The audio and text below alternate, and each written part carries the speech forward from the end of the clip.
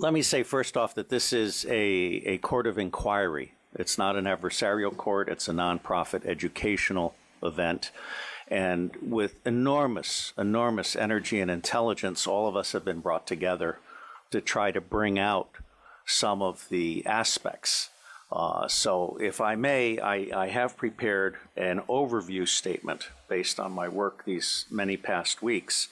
And I want to just say that as a parent and as a patriot, I'm absolutely outraged by what we're allowing to happen to our children.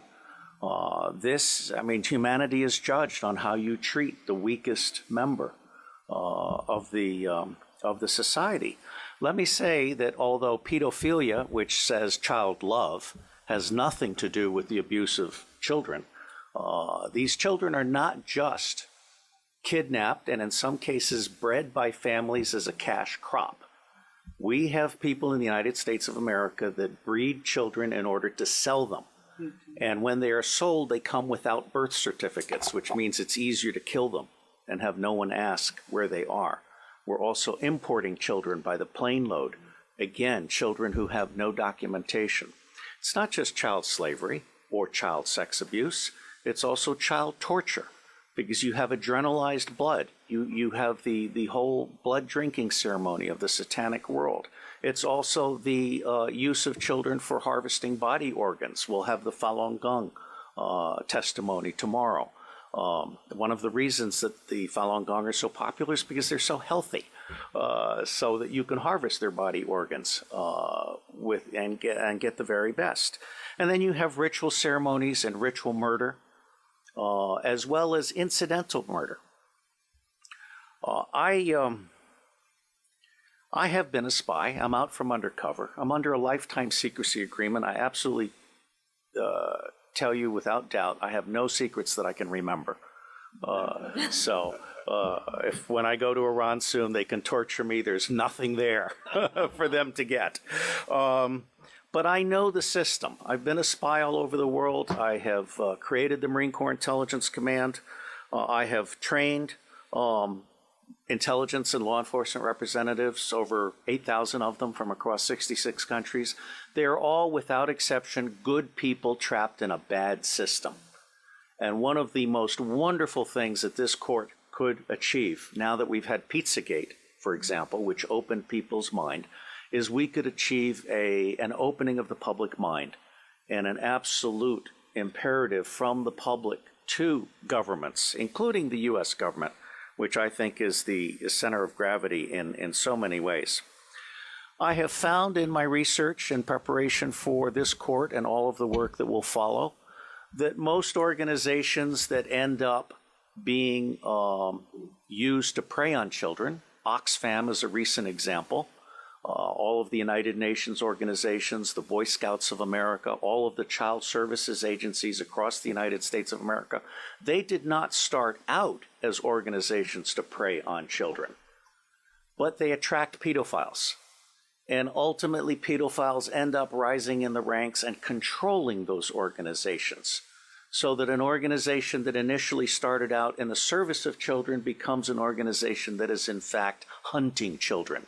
And one of our distinguished commissioners has written an absolutely wonderful book called Child Hunters, which I recommend to all of you as a brief on this. Governments are letting us all down. And I absolutely agree with the commissioner who brings forward the need to restore the sovereignty of we the people, because governments have become not only bureaucratized, but they are now the servants of the deep state, of the banks. And if I may, the deep state is not the same as the shadow government. As I say, every organization is 90% good people trapped in a bad system. It's the highest 10% that is generally the rogue killer element. The shadow government is generally politicians.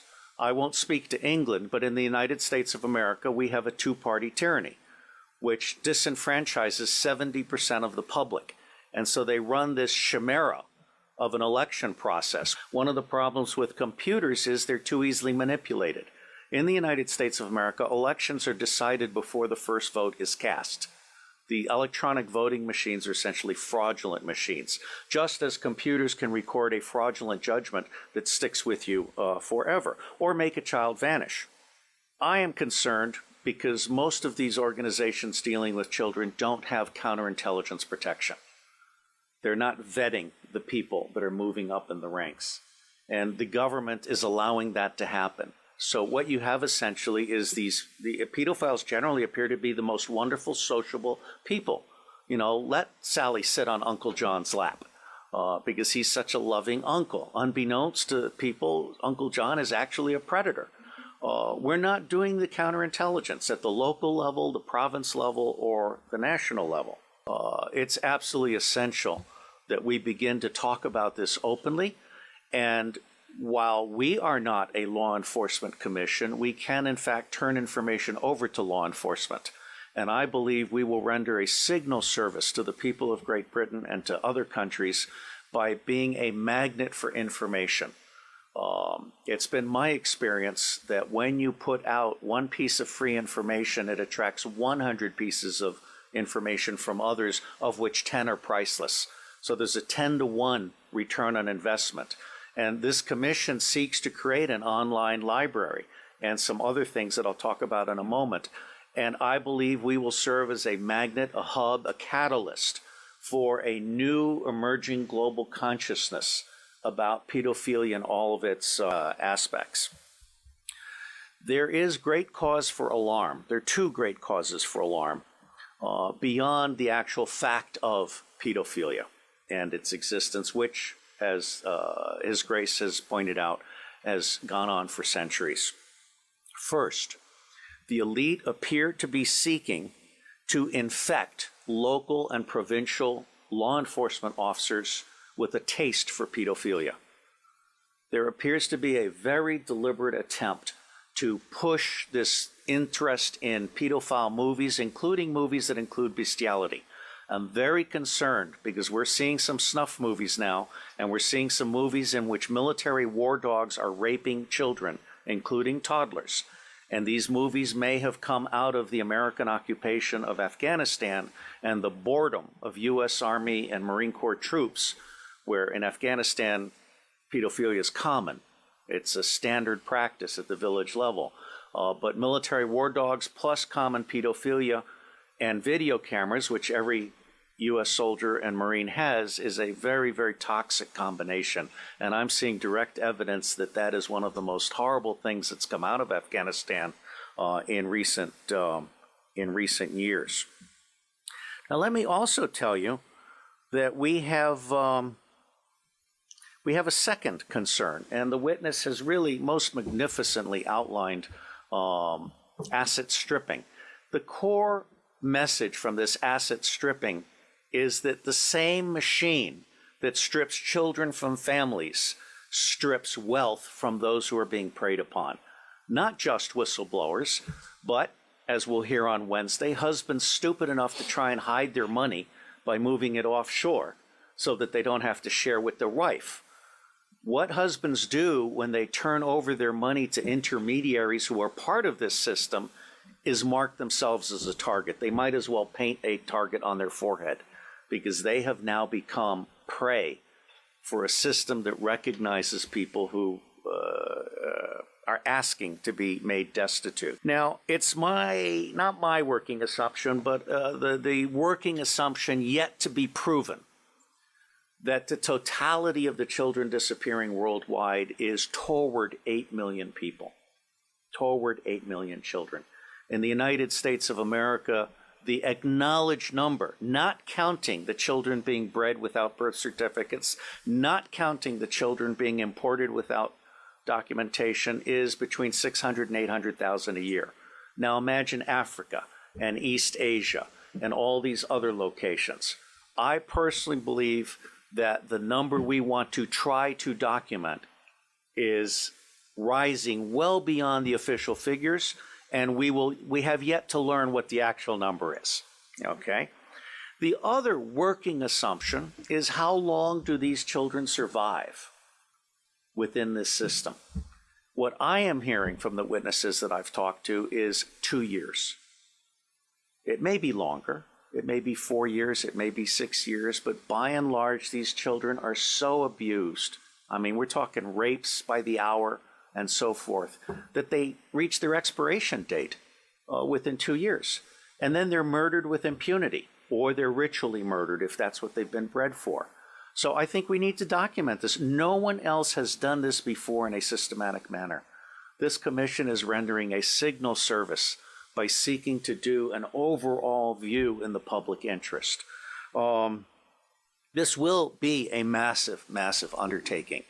And while the preliminary attempt is to do a 6-month to 9-month endeavor, subject to funding availability and the availability of witnesses and also prisoners, there are a number of prisoners who can be debriefed, who, when properly debriefed by specialists, can really give a deeper understanding that has not been achieved by existing law enforcement and other agencies, because they simply treat these people, when they catch them, in those rare instances when they catch them, as disposable goods to be thrown into prison and forgotten about. And tomorrow we will have some expert testimony from one of our commissioners who can speak to this far, far better than I.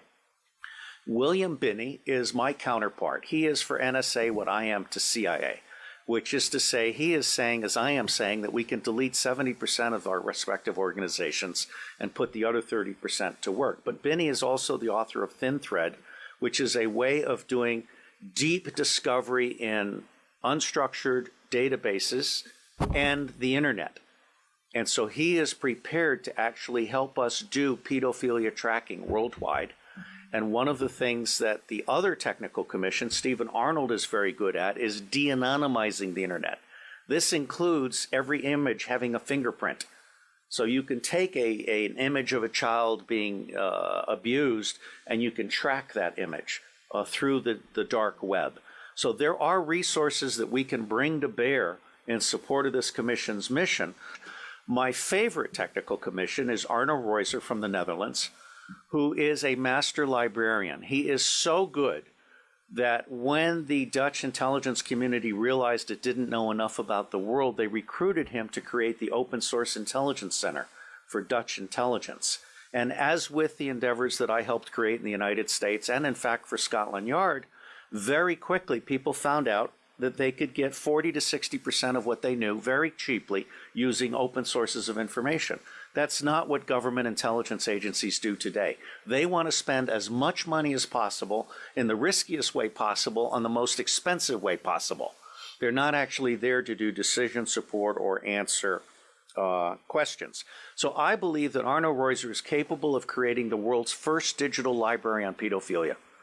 And this would be a multilingual library to include local dialects. And it would be a library that would then end up being what we call a magnet for walk-ins. We want to have a very professional ingestion system so that people can volunteer to provide expert witness to the thing, or they can volunteer to offer up their papers. There are a number of pedophiles now who are actually ready to turn over their diaries. All right, so I think we're actually doing something really, really huge. My final comment. The center of gravity for taking down the deep state. Pedophilia is both the induction glue. Pedophilia is how the deep state recruits and controls people. It is also the Achilles heel of the deep state. I believe that once the public realizes that the government is not protecting their children at a scale of vulnerability that we can articulate, then everything else about the government is called into question. All right? So for me, this is a truly righteous endeavor. And I will end by saying that as much good as it might do to get the British angry, for me, the center of gravity for change is the American public. Because if you can get the American public angry, we will stop supporting dictators overseas. We will close all of our military bases overseas. I am on record as a former CIA operations officer saying that our 1,000 bases overseas are not there for national defense. They're there to serve as lily pads for the smuggling of guns, gold, cash, drugs, and small children. So let me say I am proud to be in your company, and I believe that no matter what we do or do not do, it is going to make a difference. God bless you all.